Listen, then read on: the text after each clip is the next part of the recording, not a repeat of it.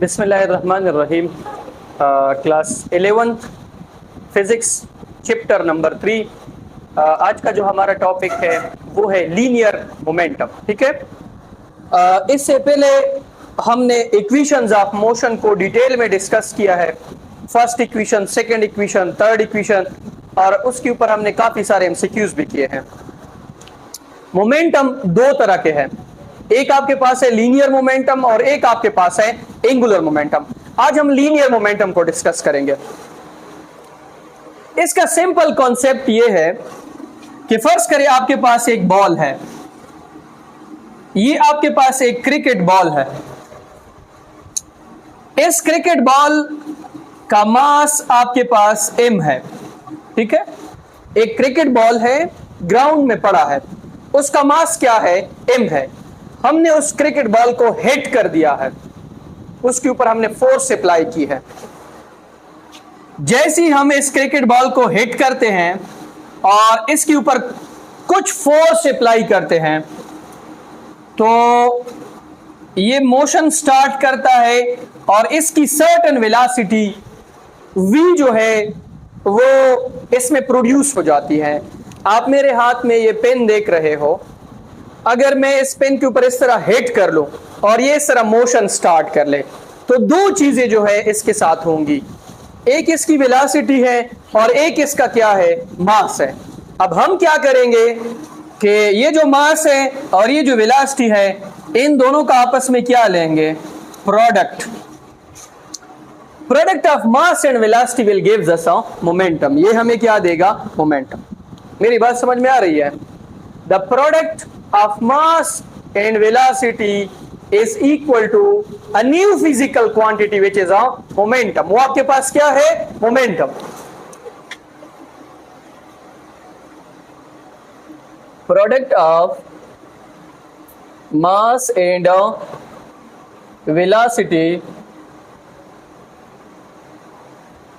is called momentum। जब भी हम मास और वेलोसिटी दोनों का आपस में प्रोडक्ट लेंगे तो ये हमें क्या देंगे? मोमेंटम। एक और मिसाल के जरिए समझते हैं।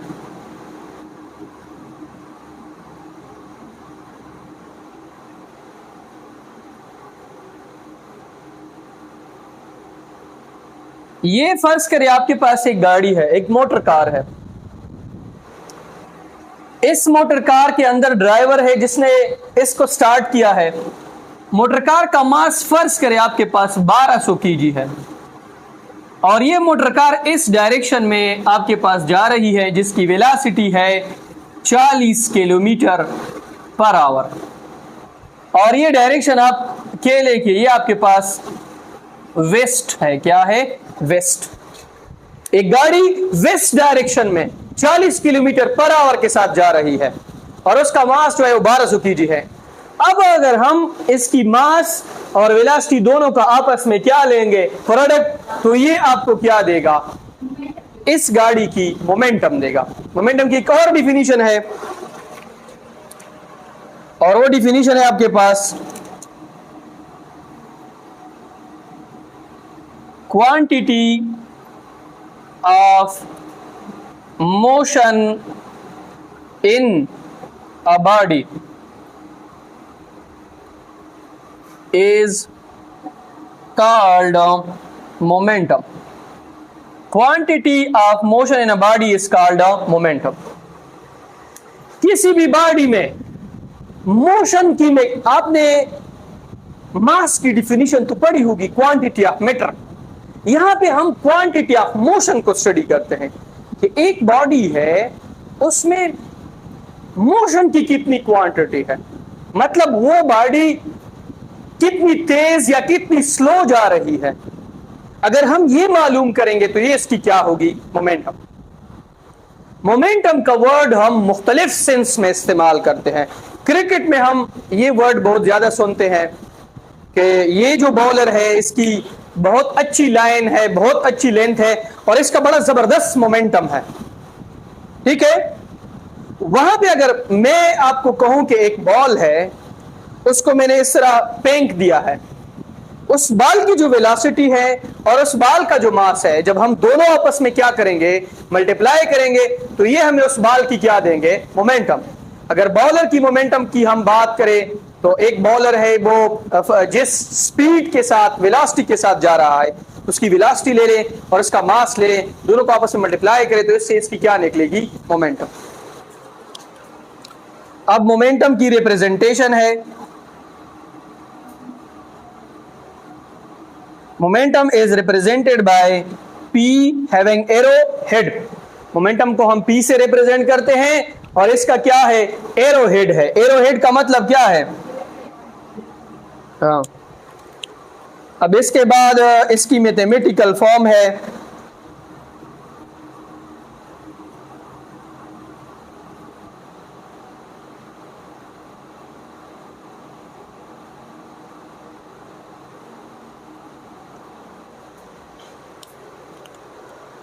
मोमेंटम का फार्मूला है, momentum is equal to mass ज़रबे वेलोसिटी।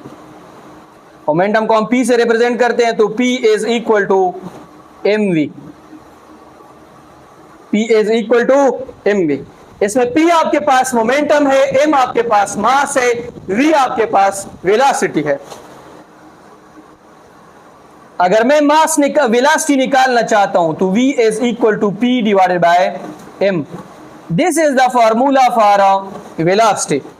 अगर मैं m निकालना चाहता हूं तो m is equal to P divided by v। ठीक है।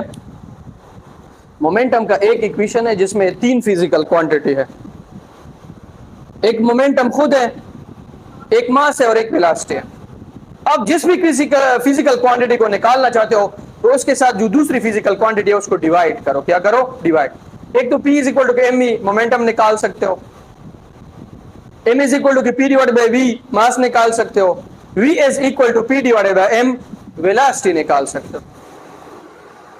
अब मोमेंटम किन चीजों के ऊपर डिपेंड करता है,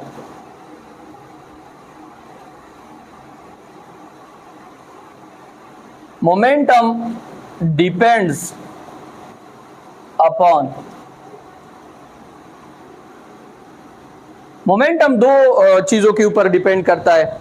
एक डिपेंड करता है मास के ऊपर और एक डिपेंड करता है वेलोसिटी के ऊपर। P is directly proportional to m if v is equal to constant। अगर मैं आपको कहूं कि 2 गाड़ियां हैं, एक गाड़ी ये है और एक गाड़ी ये है, एक गाड़ी आपके पास मेहरान है और एक गाड़ी आपके पास जिलाई या कोई और गाड़ी है। इसका मास कम है, इसकी मास ज्यादा है, दोनों की वेलोसिटी क्या है, सेम। तो मोमेंटम किसका ज्यादा होगा, जिसका मास क्या है, ज्यादा। ठीक है। अब अगर मैं इसके लिए रेशियो लिखूं तो किस तरह होगी, P1 by P2 is equal to M1 divided by M2। मेरी बात समझ में आ रही है? अगर मैं मास को डबल करूं तो मोमेंटम क्या होगा, डबल। अगर मैं मास को हाफ करूं लेकिन v क्या होनी चाहिए, कांस्टेंट। इसके बाद P is directly proportional to V if M is equal to constant। अगर मैं मास को कांस्टेंट रखूं तो P is directly proportional to V। इसका मतलब यह है कि अगर 2 बॉलर्स हैं, दोनों के पास एक ही बॉल है, ठीक है, एक ही गेंद है, तो मैं अगर आपको मिसाल दे दूं, मैं बॉलिंग कर रहा हूं और कोई दूसरा बंदा बहुत तेज बॉलिंग कर रहा है, ठीक है, बॉल तो दोनों के पास सेम है, तो मेरी मोमेंटम क्या होगी, कम, उसकी मोमेंटम क्या होगी, ज्यादा। क्यों? क्योंकि मेरी वेलोसिटी क्या है, कम है। तो P1 divided by P2 is equal to v1 divided by v2। ठीक है, मोमेंटम इन दो चीजों के ऊपर डिपेंड करता है, एक आपके पास वेलोसिटी और एक आपके पास है मास। अच्छा, अब इसके बाद मोमेंटम की यूनिट है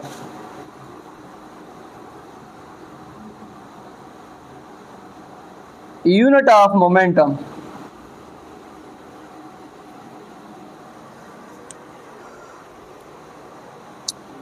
मोमेंटम की unit p is equal to, mass की यूनिट है kg और वेलोसिटी की यूनिट है मीटर पर सेकेंड, या kg dot metre dot second inverse.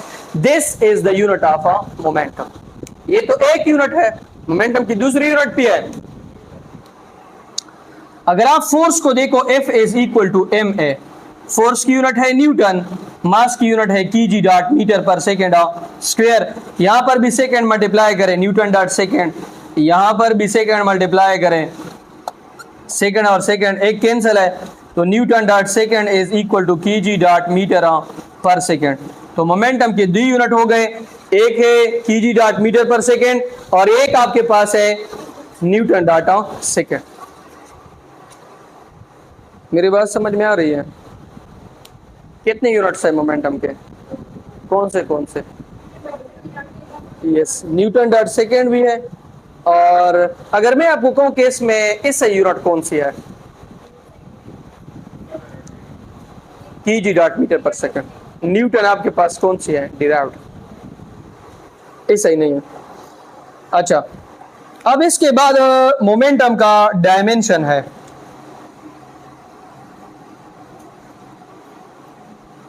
Dimension of momentum. अलग अध्यापक राजी हाशिर नहीं आ रहा है।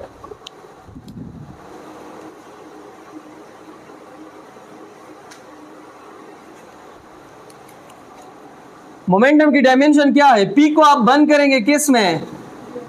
स्क्वायर ब्रैकेट में। मास की डायमेंशन क्या है? m l t power minus 1। आपके पास ये भी एक MCQs है, ये यूनिट्स, और ये भी एक MCQs है।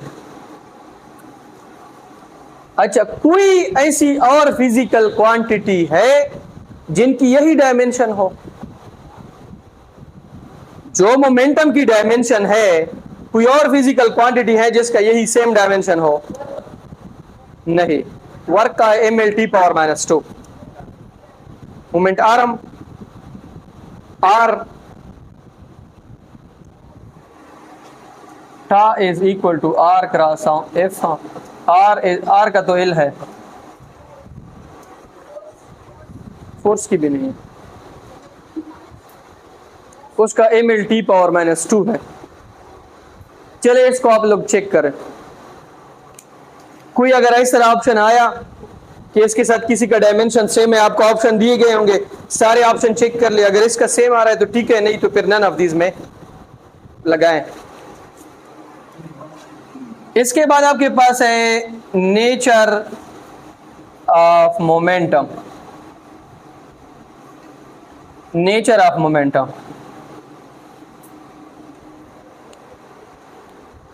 मोमेंटम की नेचर क्या है? It is a vector quantity because it have direction and also magnitude. It is a vector quantity because it require magnitude and direction. Momentum आपके पास वेक्टर क्वांटिटी है, क्यों? क्योंकि इसके लिए डायरेक्शन और मैग्नीट्यूड दोनों की जरूरत है। ठीक है, वेक्टर क्वांटिटी कौन सी होती है? मैग्नीट्यूड, डायरेक्शन और लॉ ऑफ वेक्टर एडिशन को भी ओबे करेगा। ठीक था? अच्छा, अब इसके बाद हम थोड़े से इसके ऊपर कुछ एमसीक्यूज कर लेते हैं। ठीक है,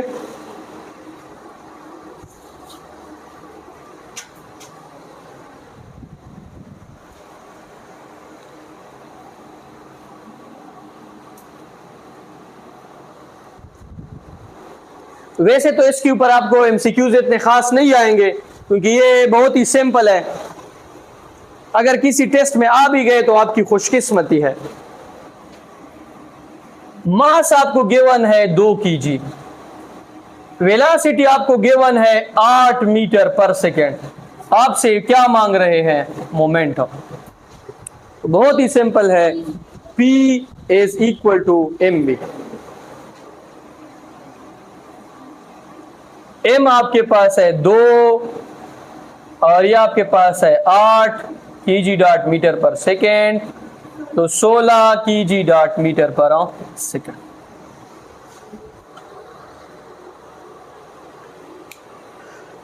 अगर आपको फर्ज करें इस तरह की सिचुएशन है, एमसीक्यूज इस तरह दी गई है कि मोमेंटम दिया गया है 4 kg डॉट मीटर पर सेकेंड, वेलोसिटी भी गिवन है 2 मीटर पर सेकेंड। आपसे क्या मांग रहे हैं? मास। तो m इज इक्वल टू के P divided by V। P आपके पास है 4 kg डॉट मीटर पर सेकेंड और ये आपके पास 2 मीटर पर सेकेंड। ये कैंसल, 2 1 2 2 2 4, तो m is equal to 4 kg। लेकिन मेरे ख्याल से ये आपके टेस्ट में नहीं आएगा। ये बहुत ही सिंपल है, उनको पता है कि ज़रब तो कर सकता है, कोई भी हो तो ज़रब तो कर लेगा। हाँ, 2 आता है, सॉरी इसको 2 कर लें। अच्छा, अब आपके पास एक टॉपिक था, इससे पहले आपने पढ़ा था न्यूटन सेकंड लॉ। हमने न्यूटन सेकंड लॉ को in term of momentum explain करना है, जो कि न्यूटन सेकंड लॉ का असल फॉर्म है। Newton's second law in term of momentum.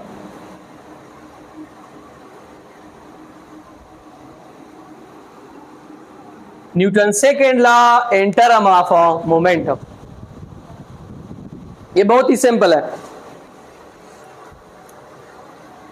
आप लोगों को पता है, we know that Newton second law किसके बराबर है? F is equal to ma। आप सबको पता है एक्सेलरेशन किसके बराबर है? Delta v divided by delta t। इसको आप कहें इक्वेशन नंबर फर्स्ट, इसको कहें इक्वेशन नंबर सेकंड। सेकंड को किस में पुट करें? फर्स्ट में। Put second in first. आपके पास आ जाएगा F is equal to m delta v by delta t, या F is equal to m, इसकी जगह पे vf minus vi divided by delta t। समझ आ रही है? मुझतबा आपको समझ आ रही है कि नहीं आ रही है? अब ये मल्टीप्लाई करें, mvf minus mvi divided by delta t। ठीक था ना?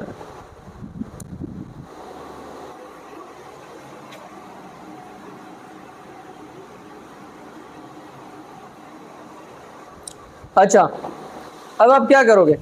देखिए, आपके पास इक्वेशन है F is equal to mvf minus mvi divided by delta t। अगर आप मोमेंटम को याद करें, मोमेंटम आपके पास बराबर था mvi। अब अगर यहाँ पे मैं लिखूं pi तो यहाँ पे आपके पास आ जाएगा vi। अगर मैं यहाँ पे लिखूं pf तो यहाँ पे आपके पास आ जाएगा vf।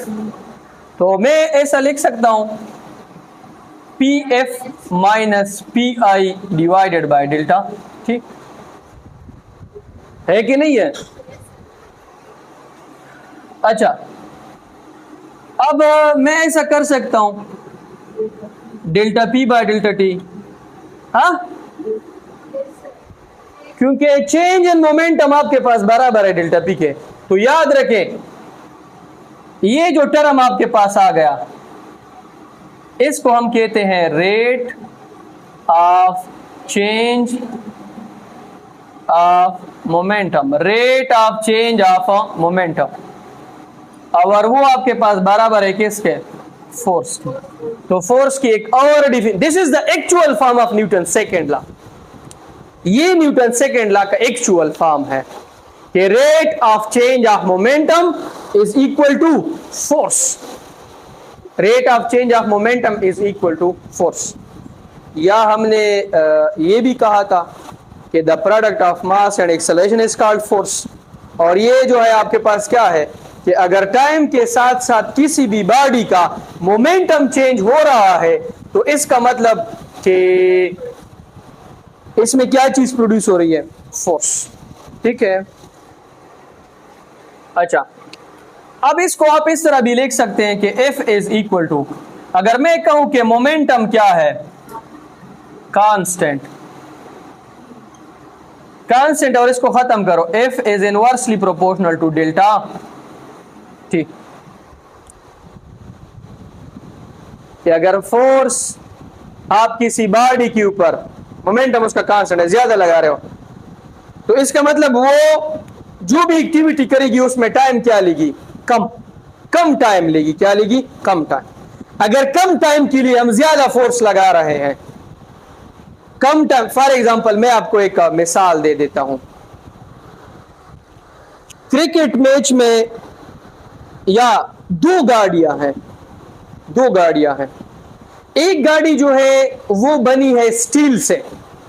इधर देखें, ये जब भी कंपनियां नई गाड़ी बनाती है तो पहले उनकी एक एक्टिविटी करती है, मार्केट में तब तक लॉन्च नहीं करती है कि इसमें, या आप हेलमेट की कंपनी को देखें, आपको मैं दो हेलमेट्स दे देता हूं।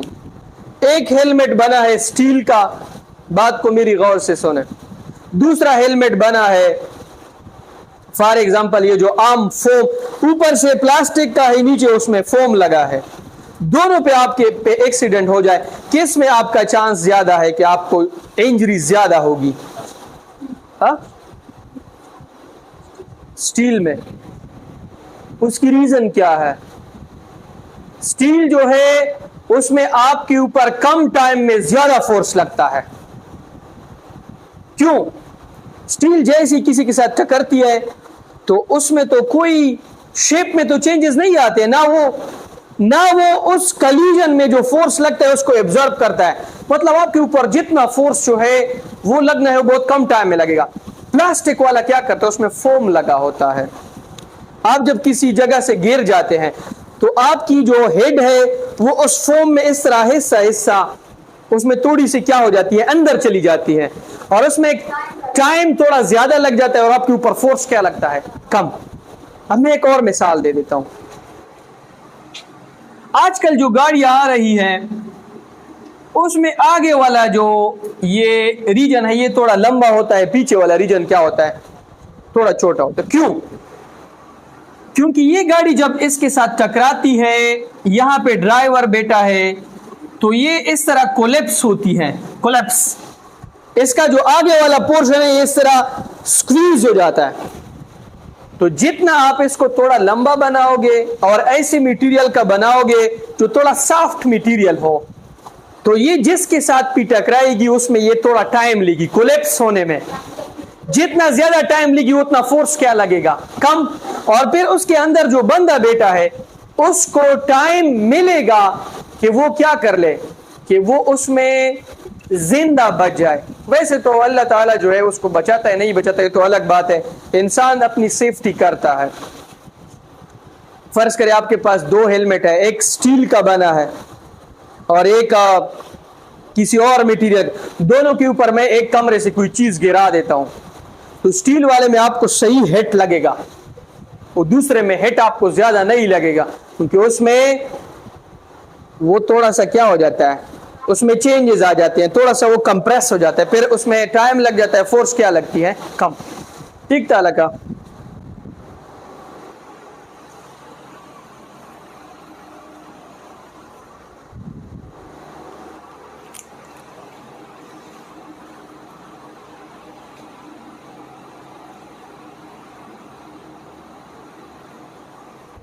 अच्छा, अब एमसीक्यूज है।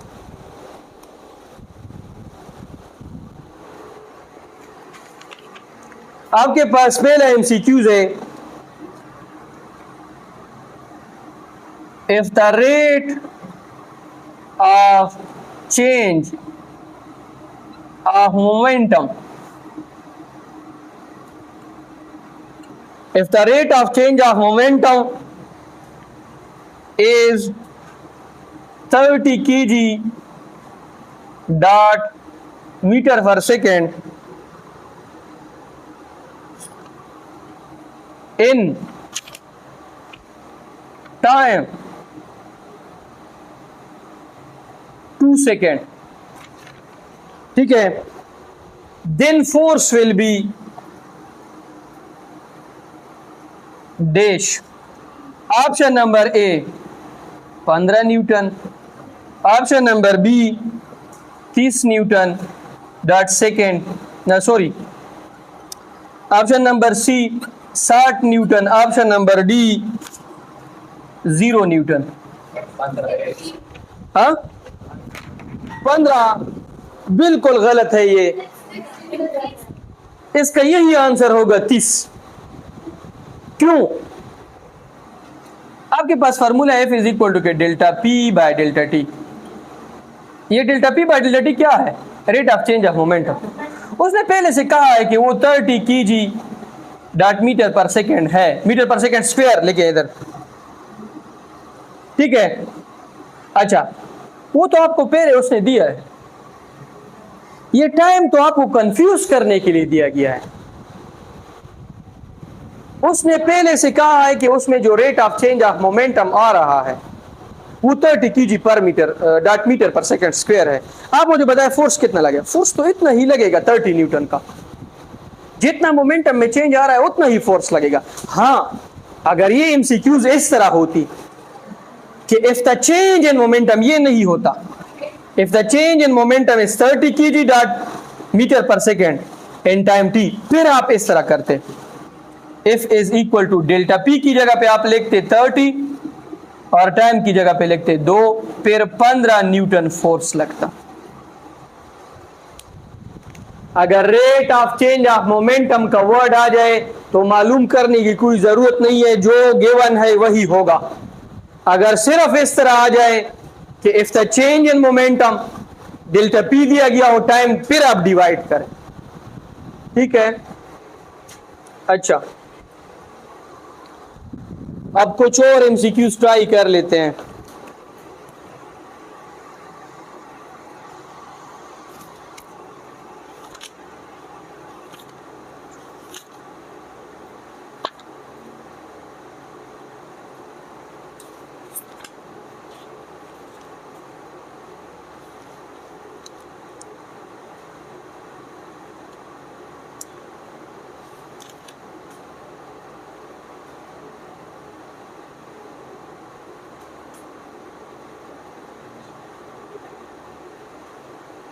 अच्छा, आपके पास इधर कुछ एमसीक्यूज है, ये हटाओ।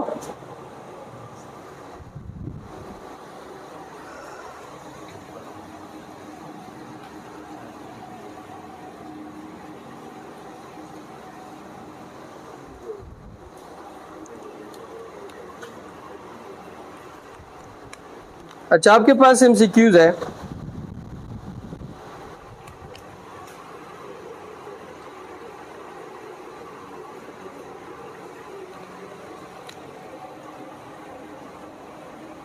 rate of change of momentum, rate of change of momentum of a body falling under the action of gravity. Rate of change of momentum of a body falling under the action of gravity is option number A weight, option number B impulse, option number C kinetic energy, option number D power. पहले इसको आप समझ ले थोड़ा। हमें कह रहे हैं कि कोई बॉडी जो है वो नीचे गिर रही है और उसका जो delta P by delta T है वो किसके बराबर होगा। याद रखें, जब भी बॉडी नीचे गिरेगी उसके ऊपर फोर्स लगेगी, वेट। तो हम सिंपल लिखेंगे W is equal to F is equal to delta P by delta T. तो यहाँ पे कौन सी फोर्स होगी, वेट। मेरी बात समझ में आ रही है। और वेट आपके पास बराबर है mg is equal to delta P by delta T. ठीक है,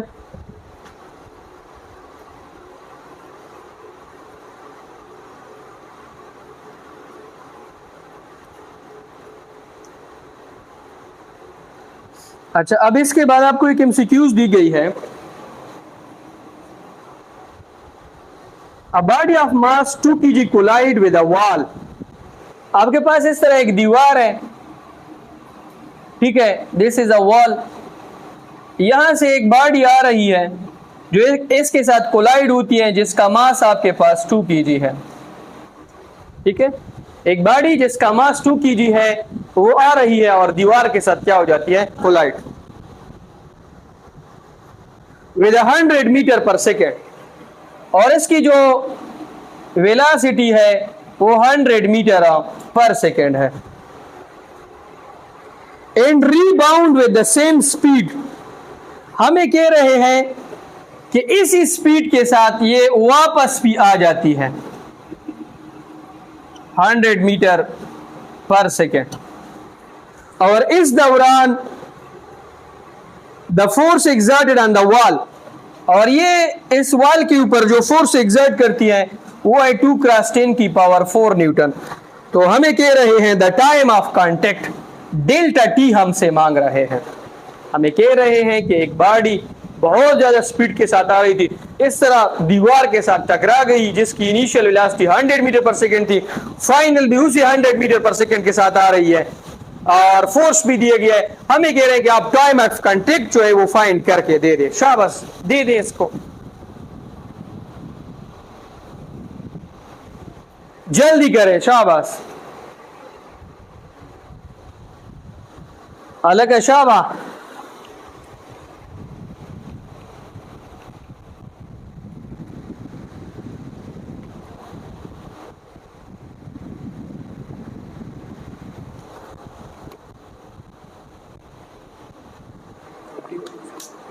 यही मुझे उम्मीद थी कि आप 0 का कहोगे। किसी का ध्यान भी इस तरफ नहीं गया है कि जब बॉडी की डायरेक्शन चेंज होती है तो साइन भी चेंज होता है।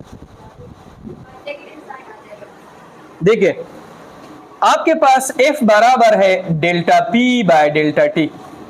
ये हमसे मांग रहा है डेल्टा T।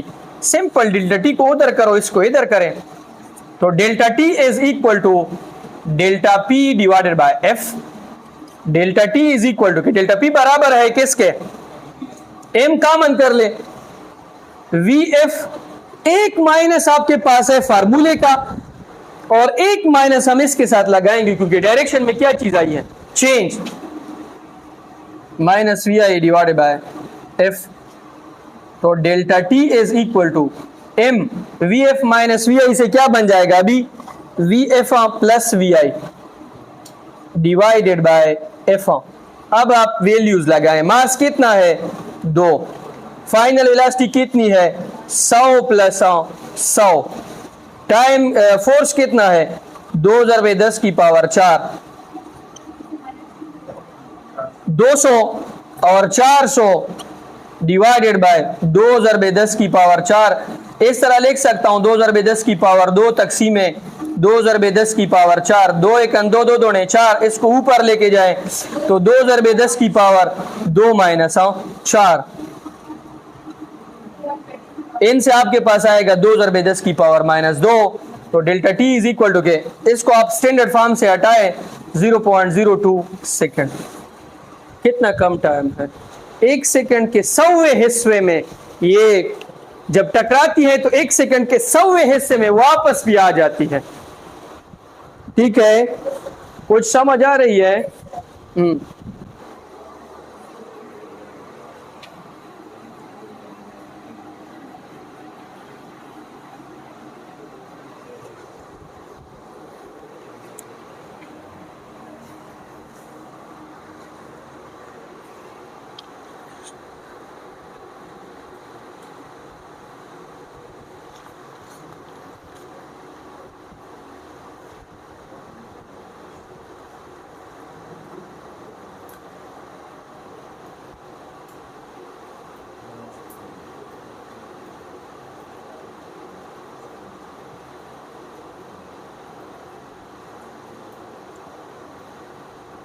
अच्छा दाओ के लगा a 2 Newton force acts on a mass. A 2 Newton force acts on a mass if the momentum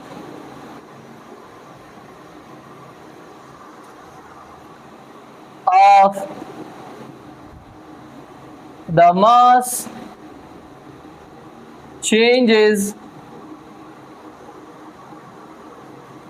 by 120 kg that meter per second, then force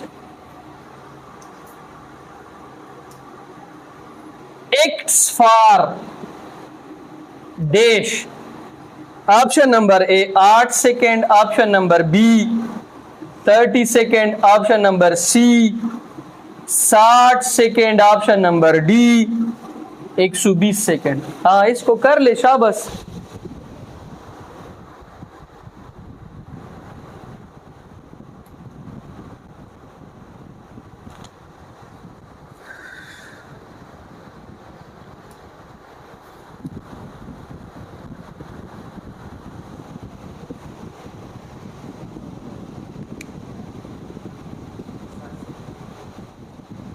बहुत ही सिंपल है। Delta T is equal to delta P divided by F. Delta T is equal to क्या? Rate of change of momentum कितना है? 120 की dot metre पर second. Force आपके पास कितना है? 2 की डॉट मीटर पर सेकेंड स्क्वायर। ये आपस में कैंसल, ये ऊपर चला जाएगा। 2 1 2 6 2 12 60 सेकेंड। और एक एमसीक्यूज इस तरह भी आएगा, rate of change of linear momentum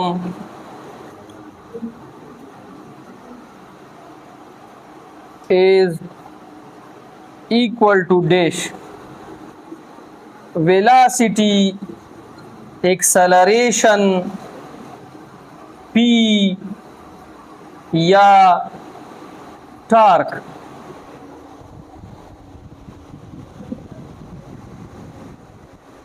sorry एक और ऑप्शन डाले इसमें, फोर्स। ठीक है, ओके, बस ये आज के लिए काफी है। ठीक।